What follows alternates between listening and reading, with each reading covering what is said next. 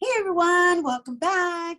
Our third guest is a writer, filmmaker, and lifelong horror fan who founded Latin Horror, an online niche market website specializing in Latin influenced horror. And today he joins us to discuss the Bronx Music Heritage Center's upcoming Halloween event, Bronx Rising, Halloween Wolfen, which will also include a panel discussion focusing on how horror movies deal with gentrification. And joining us to tell us more, we welcome Mr. There Will Be Sangre himself, Edwin El Miedo Pagán.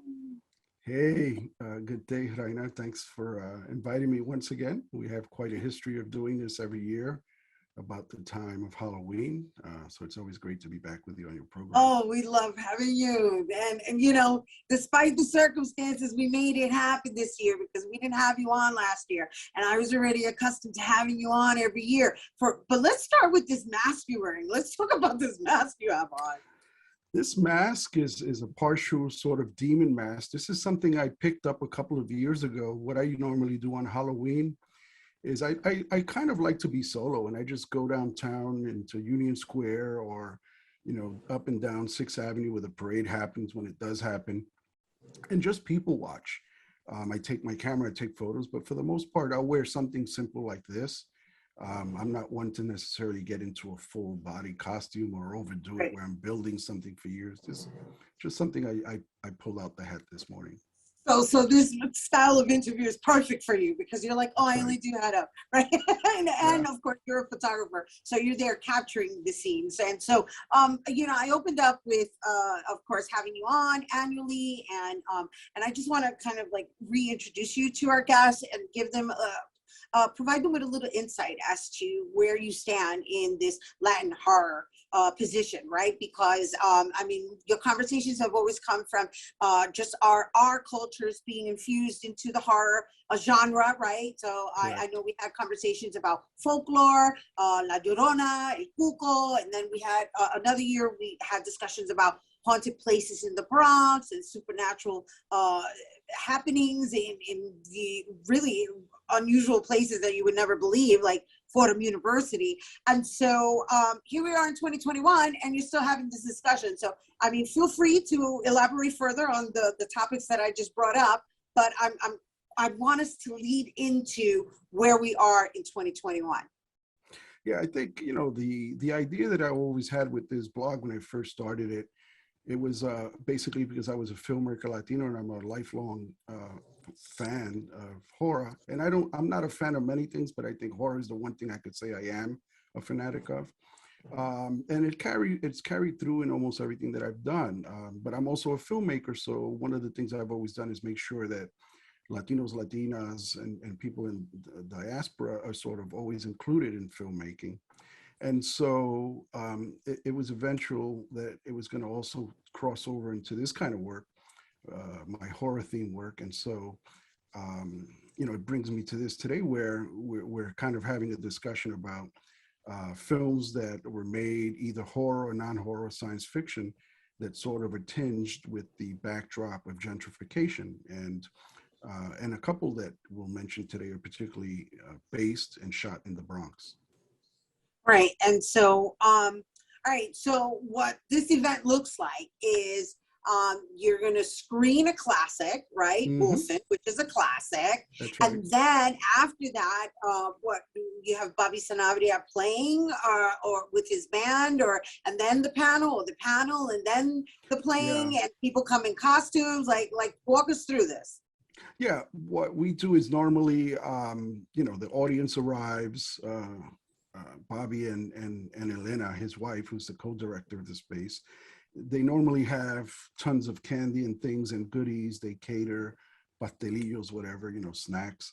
And they decorate the space, Halloween theme with hay and posters and things. But what happens is, and we've been doing this is probably like the 5th go around that we've done this kind of, this event, is that Bobby will pick a film and he strips out the track, the soundtrack, the movie track, the music track. And then he does like they used to do in the 1920s, where he brings his orchestra in and they sort of superimpose their own music onto it. And it's actually very interesting and fun for the audience because you know, they'll do certain effects with the drums or maybe a saxophone to kind of provide the dread of the film. Right. To amplify the mood and Right. stuff. And people That's really cool. get into it. And it's also funny because, like, you know, like they'll do things that surprise you. You'll be like, wow, that was perfect. You know, so people get into it. And then following the performance and the film, which are together, we'll have a panel that's talking about movies that have gentrification at the core of them. And then we'll roll some clips that I've put together. We'll have a couple of panelists that we're not yet saying who they are because we want to provide that as a surprise. But it's a fun night. People get into it, and it's a safe environment because it happens at the Bronx Music Heritage Center, which is a nice little kind of comfortable space. So it becomes familiar on Halloween or just before Halloween, you know. But it's an adult party. It's definitely a lot because of the themes connected with the Wolfen. It's definitely, you know, for adults only. You know, even though we would want to say parental guidance advised, the issues and some of the scenes that happen in the movie, both in terms of horror and also like some adult content, like maybe partial nudity, as the Bronx Music Heritage Center as a not-for-profit can't necessarily go there, and so it's for adults only, which in Got some it. cases may make it better because we'll have a little bit more open sort Right. of joking Discussion. around. That's right. Discussion and freedom, right? That's right. So Right. it's And I'm so, very, y esto ya, based on what you're sharing with me, esto se aparece un remix because I'm just that's right. visualizing like watching this Yeah, movie and then having Bobby Sanabria's band playing the sound effects and playing the cinematic music that's right. And and it's then great because they surprise you because I think Bobby spends probably a month and a half rehearsing with the band, and they actually write the you know, they have a whole the score, score. and it's really nice when you hear it that, you know, that they sat down to come see the movie and then apply all the treatments for it, which is, you know, it's really amazing.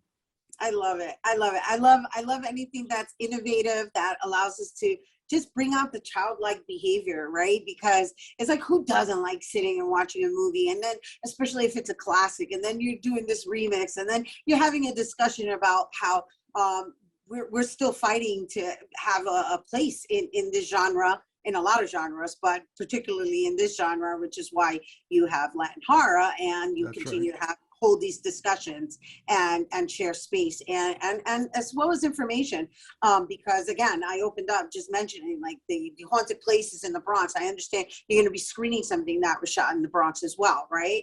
That's right. We're actually going to be screening two films, with, you know, pieces from it to give sort of set the tone. One of them was from 1973, which is it's a crazy film. It's called Escape from the Bronx. It was directed by an Italian national, Enzo Castellari, who is actually a very known and well-respected director. But what happens in the careers of a lot of filmmakers, especially actors and actresses, they'll start their careers in horror and then make their way out to mainstream. And it's an interesting film because the whole premise of it is that the Bronx has been condemned, and this company that we never quite know who they are is called the General Construction Corporation, actually has a bunch of mercenaries that go around through all the abandoned buildings, actually exterminating the citizens of the South Bronx because they want to take over the whole region. It's Oh been my gosh. condemned. Yeah, I And just got the visual of the purge, you know, I yeah, just got a it's the visual of the purge. purge. It's purge back in the 70s, and it's sanctioned by the government. Except this company has been hired to do it, and they're saying to people, "You got to leave the Bronx. Don't worry, we'll reacclimate you in another safe region in New Mexico, in sunny New Mexico." So, you know, they're actually going to export us out of the Bronx. So it's a really interesting film. It's done really well. What I find most amazing about it is that it was shot in the Bronx during that time. Uh-huh. So you see a lot of the infrastructure of the Bronx that was deteriorating at that time, the abandoned Ah, buildings, right. etc. Right. So Yeah. it's a time capsule as Right. well.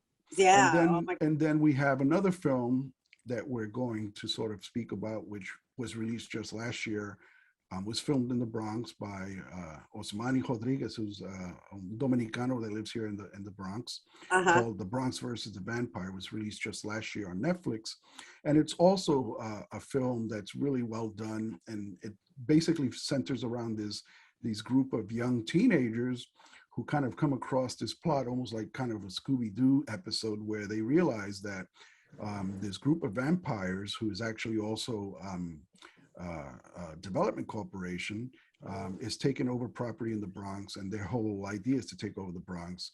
Oh my gosh! To replace it with vampires, and these kids go on this journey to kind of like, you know, like they do in Scooby-Doo, to kind of like, you know, thwart the plan. Yeah, it's really entertaining. It all sounds entertaining. I mean, and clever too, and clever. We're out of time, Edwin. I love talking to you. I love talking everything Latin horror. Obviously, you guys are listening, right? And you're hearing that.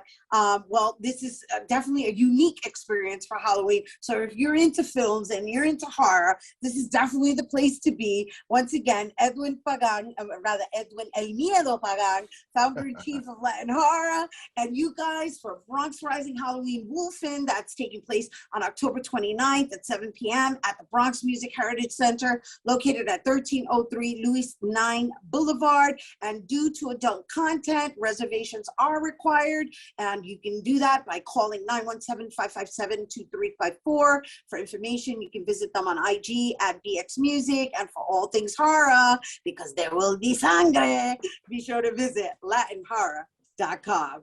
All right, don't go anywhere. Bobby C's Weekly Sports Roundup is coming up next.